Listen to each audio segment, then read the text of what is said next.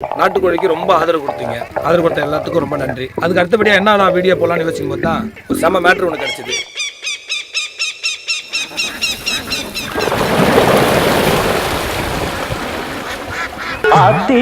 இது வாத்து கூட்டம். இன்னைக்கு நீங்க பார்க்க போற வீடியோ என்னன்னா வாத்து பத்தினது.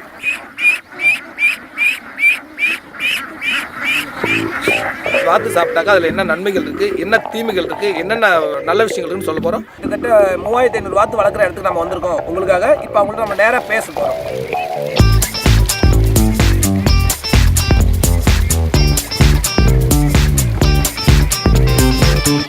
வாத்து வளர்ப்பு முறையை பற்றி அவங்க சொல்ல போகிறாங்க. அதை கேட்டுக்கிட்டே நம்ம சமைக்க போகிறோம். வாங்க.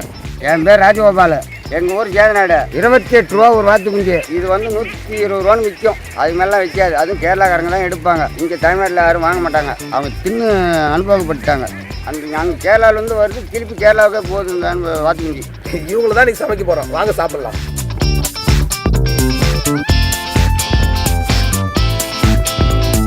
வாத்துக்கறி சாப்பிட்டா என்ன நன்மைகள் நான் சொல்ல போறேன் உங்களுக்கு. நரம்பு தளர்ச்சி உள்ளவங்க இந்த வாத்துக்கறி சாப்பிட்டீங்கன்னா அந்த பாதிப்புல இருந்து கண்டிப்பா தப்பிச்சுக்கலாம். என்னுடைய நிலம் தான் இது. இப்போ வந்து நெல் அறுவடை பண்ணிட்டேன். நிறைய நெல்லுகள் வந்து கீழே வந்து செதறி இருக்குது. அது வீணா போகக்கூடாதுன்ற ஒரு காரணத்துக்காக பார்த்து மேயுதுங்க. சுடு தண்ணி போட்டு நாட்டுக்கோழி உரிக்கிற மாதிரி தான் உரிக்கணும். இங்கே அந்த வசதி இல்லாதனால நாங்கள் அப்படியே உரிச்சிக்கிறோம்.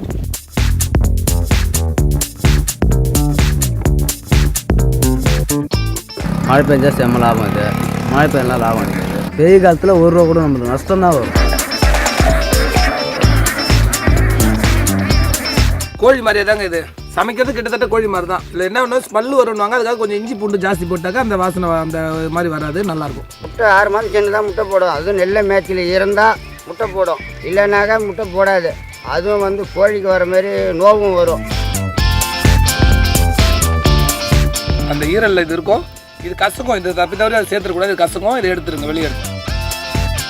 இந்த மட்டன் சிக்கன் சாப்பிடும்போது செரிமான பிரச்சனைகள் வரும். வாட்டுக்கறி சாப்பிட்டீங்கன்னா இமீடியட்டாக ஒரு 20 நிமிஷத்தில் கண்டிப்பாக கம்பல்சரி செரிச்சிட்டு திரும்ப பசி எடுக்க ஆரம்பிச்சிடும். அதனால் செரிக்கலைங்கிற பிரச்சனையே உங்களுக்கு வராது. கண்டிப்பாக நம்பி சாப்பிடுங்க.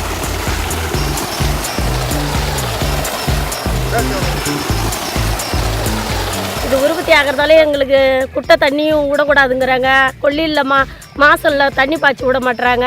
அதனால தான் நாங்கள் தேவைக்கிறோம். வாத்து வந்து 6000 வாத்து எடுத்தோம். 6000த்தில் இப்போ 3200 வாத்து தான் இருக்குது எங்களுக்கு. சுகர் பேஷண்ட் இருக்காங்களே, சக்கரை வியாதி உள்ளவங்க, அவங்க வந்து நான்வெஜ் சாப்பிடக்கூடாது அப்படிலாம் சொல்லுவாங்க. அவங்க வந்து வாத்துக்கறியை நம்பி சாப்பிடலாம், எவ்வளோ வேணாலும் சாப்பிடலாம். சக்கரை வியாதியை கம்மி பண்ணுறதுக்கான வாய்ப்புகள் நிறைய இருக்குது இந்த வாத்தில். நமக்கே சுகர் பேஷண்ட்டு வாரத்தில் ஒரு முறை வாத்துக்கறி சாப்பிடணும் சுகருக்கு. இதை சாப்பிட்டு பாருங்க. அடுத்து சுகர் எப்படி உங்களுக்கு குறையணும், உங்களுக்கு அதை பற்றி தெரியும். உங்களுக்கு காலையில் எங்கே இருந்தாலும் தண்ணி 8 மணிக்கெல்லாம் தண்ணியில் கிடந்தால் அந்த வாத்து சாவாது. தண்ணி இல்லாத 10 உரம் போட்டாக்கா எல்லாம் செத்து போகும். நாக்கு காலை ஈட்டி செத்து போகும். இது வந்து சாயந்தரம் 6 மணி 5:30 மணி வரையும் இருக்கணும். அது கனடா மேய்ச்சலுக்கே வெளியே ஓட்டலாம். வாத்தை உரிச்சிட்டோம். 20 மினிட்ஸில் ரெடி ஆகிட்ட போது வாங்க சாப்பிடலாம்.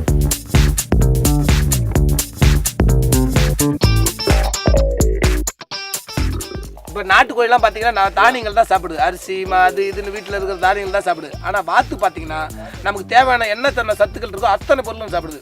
உதாரணத்துக்கு நண்டு சாப்பிடுது, மீன் சாப்பிடுது.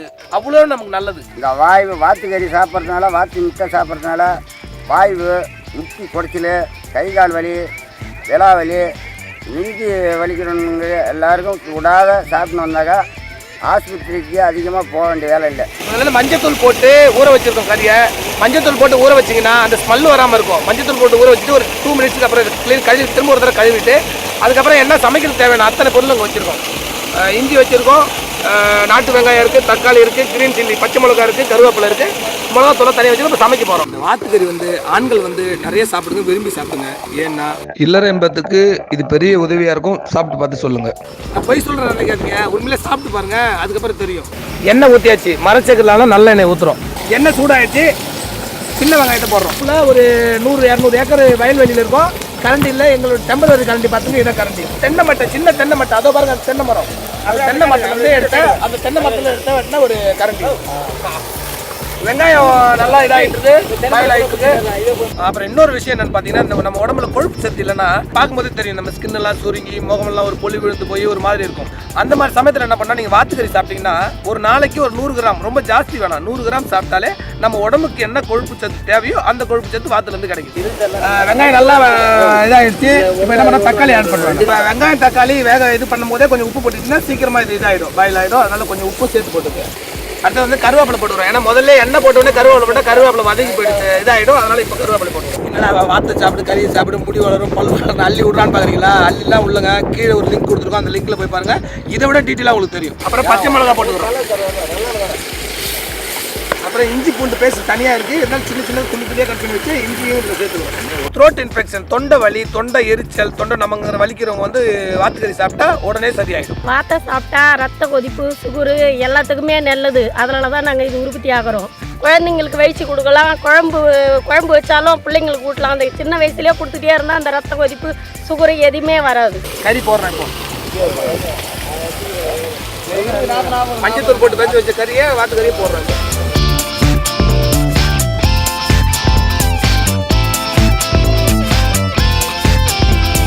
ஒரு 5 நிமிஷம் இந்த மாதிரி கறி வேகணும். கறி 5 நிமிஷம் வந்துருச்சுன்னா அதுக்கப்புறம் மிளகாத்தூள் போட்டு அது போல பம்பு செட்டில் தண்ணி பிடிச்சி ஊற்றுறோம். ஃப்ரெஷ் தண்ணி இறங்கி வர அந்த பம்பு செட்டில் தண்ணி பிடிச்சி ஊற்றுறோம். வாத்துக்கறியிலே முடி வளர்த்து தேவையான அத்தனை சத்துக்கள் இருக்குதுங்க. நீங்கள் இதை ட்ரை பண்ணுங்க. ஒரு மாதம் 2 மாதம் கண்டினியூ பண்ணுங்க. அதுக்கப்புறம் பாருங்க ஆட்டோமேட்டிக்காக உங்களுக்கு முடி தேவையான அளவு வளரும்.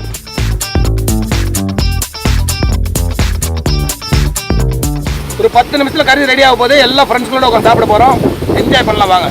பொம்பளைக்கு வந்து டெலிவரி ஆகிடுச்சுனாக்கா 3ஆம் நாள் வந்து இந்த வாத்துக்கறி கொடுத்தா ஆஸ்பத்திரி செலவே எதுவும் போடக்கூடாது. மருந்து செலவு கூட தேவையில்லை. குளிர்காலத்துக்கு ஏற்ற உணவு வாத்துங்க. நான்வெஜ் பிரியர்கள் வந்து குளிர்காலங்களில் வாத்து நம்பி சாப்பிடுங்க. நல்லா சாப்பிடுங்க. ஒன்றும் பிரச்சனை கிடையாது. அதாவது வெயில் நாளில் வந்து ஜாஸ்தி சாப்பிடாதீங்க. கொஞ்சமாக சாப்பிடுங்க. என் நண்பர் ஒருத்தர் இப்போ வீடியோ எடுத்துருக்காரு. அவரே போட்டு இந்த வாத்து சமைக்கும் போது ஹெவியாக சாப்பிட்டு வயிற்று கலக்கி விட்டுருச்சு இவருக்கு. அப்புறம் எல்லாம் கவுண்டர் மணி மாதிரி தான் போகணும் பார்த்துச்சு.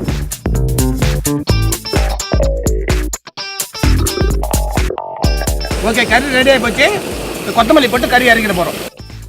இப்போ நம்ம வாத்துக்கறி சாப்பிட்டா என்ன நன்மைகள்னு பார்த்தேன் உள்ளரும். அதே வாத்துக்கறியில் சாப்பாடில் என்ன தீமைகள் இருக்குன்னு பார்க்க போகிறேன்.